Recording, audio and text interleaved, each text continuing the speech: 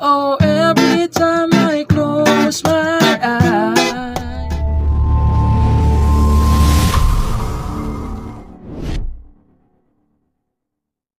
Hello mga ka-idol! So ngayon meron na naman akong ituturo sa inyong napakagandang kanta. So yung title pala nitong kanta ay yung Billionaire by Bruno Mars na reggae version, okay? Reggae version tong ituturo natin, no?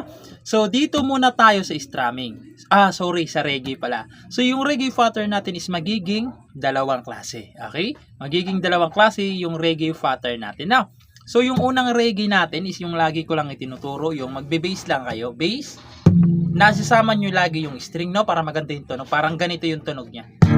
Ganyan. Tapos strum pababa. Ganun, strum pababa. Tapos stop sa string. Tapos strum down ulit pababa. Okay? Ganun yung reggae pattern natin kada chords, okay? Kada chords, dalawang beses nyo gagawin yon. Dalawang beses pala. Okay? Kada chords, dalawang beses. So, example. So, sampulan ko, lalagyan ko ng chords. Ganito siya. Isa pa. Tsaka na kayo lilipat. Okay? Maliwanag tayo dyan, no? Pag may open-close parenthesis naman, isang beses nyo na lang gagawin yung reggae pattern natin, no? May dumi pa yung kamay ko. So, ayan. Isang beses na lang pag may open-close parenthesis yung chord. So, halimbawa, may open-close parenthesis. Ganito lang siya. Lilipat agad. Okay? Ulitin ko. Pag may open-close parenthesis yung chords, ganito na lang. Lilipat na. No? Sana na malinaw yung reggae pattern natin, no? Nakalagay naman dyan. So, proceed na tayo dito sa kanyang whole verse. So, yung whole verse dito mga ka-idol is G. Ayan, so yung G ganitong gagamitin natin. Ayan. So yung G sa third nakaipit, nakabar. Sa fourth ay third string.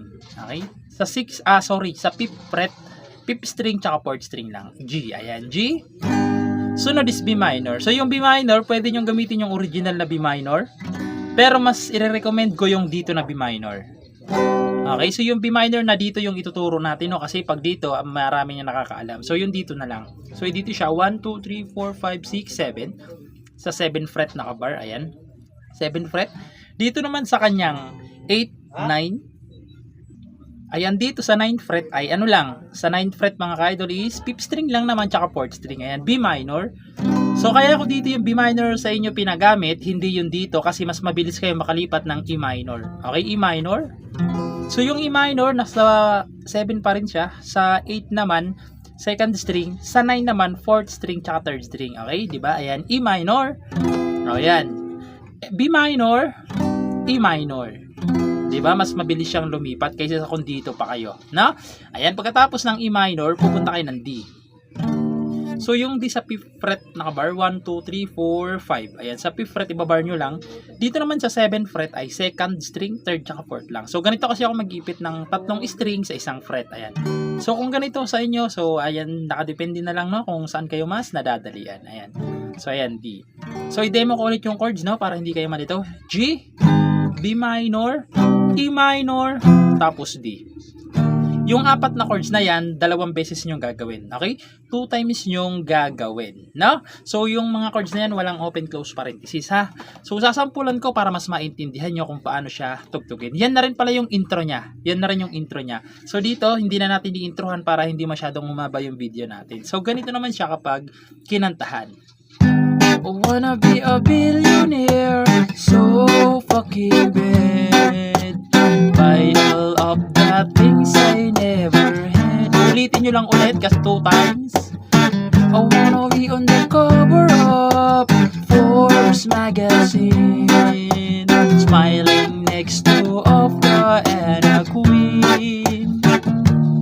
Tapos papasok yung chorus. Okay? So, chorus na kasi kaagad. Yun doon sa part na, and every time I close my eyes. So, papasok yung chorus na yun.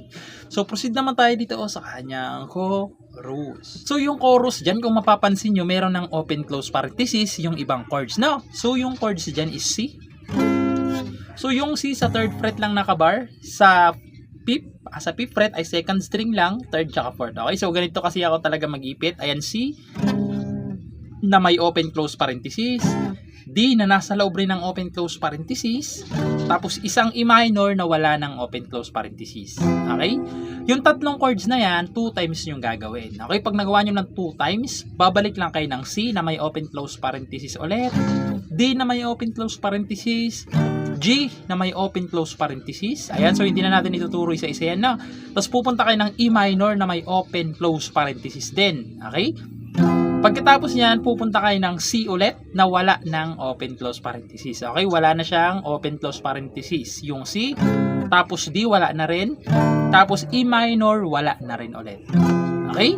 So, yan yung kanyang chords ng chorus, no? So, sasampulan ko yung chorus para at least mas maintindihan nyo kung paano siya tugtugin. So, ganito naman siya kapag tinugtugan.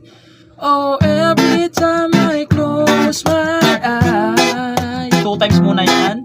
I see my name in shining light. Yeah, a different city every night. Oh, I swear the world been run prepare for when I'm a billionaire. Tapos papasok na naman kayo sa mga verse. Okay, doon naman yung sa part na nagda-rap. Na na na na na na na na na na na. So, doon yun sa part ng rap, no? So, hindi na lang natin kakantahan nyo kasi masyadong mabilis, hindi na natin makabisado. So, yun lang naman. Sana naintindihan nyo tong tutorial natin at nagustuhan nyo. At sa mga nagre-request dyan, no? So, antay-antay lang kayo kasi kinakabisado muna natin yung lyrics bago natin ituro. So, ayun lang. Sana nagustuhan nyo tong tutorial natin at good luck sa bago nyong matututunan.